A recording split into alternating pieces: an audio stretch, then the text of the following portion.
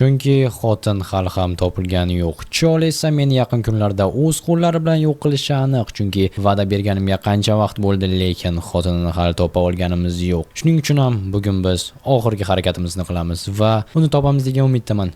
Yaxshi bo'lardi. Lekin bu yerda narvonlar turgani sizga g'alati tuyulmayaptimi? Yo'q, ha, chunki chiqish joyida menimcha narvonlar bo'lmasligi kerak. Xuddi kimdir biz uchun maxsus tayyorlab qo'ygandek demoqchimisan. Do'stlar, video boshlanishidan avval sizlardan obuna bo'lishni so'rab qolaman, chunki mayli endi ketdik. Yo'q, jaunchilik emas-ku, shunchaki zinalar juda ham yangi. Narvonlar degan, o'shalar, g'alati. Yo'q-mo'yo, nima bo'ldi? Jin ursin. Nima bo'ldi aytsangchi? O'zingiz kelib ko'rganingiz ma'qul, bularni ko'pligini-chi? Nima? Xo'sh, endi xolis guvohlarni ishtirokida men bu yerni ochishni boshlayman. O'zim bilan hech narsa olib kirmayman. Tak, bo'ldi, hamma narsani tashladim. Inventar bo'sh. Faqatgina instrumentlarni olaman va bu yerni yopishni boshlayman. Xo'pmi? Xo'p, bo'lg'a janob detektiv. Xo'sh.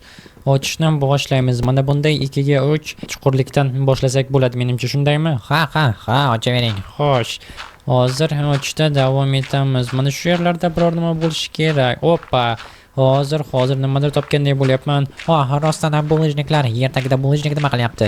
Men ham shunga hayronman. Hozir ko'ra. Menimcha do'stlar, mana topishga muvaffaq bo'ldik. Endi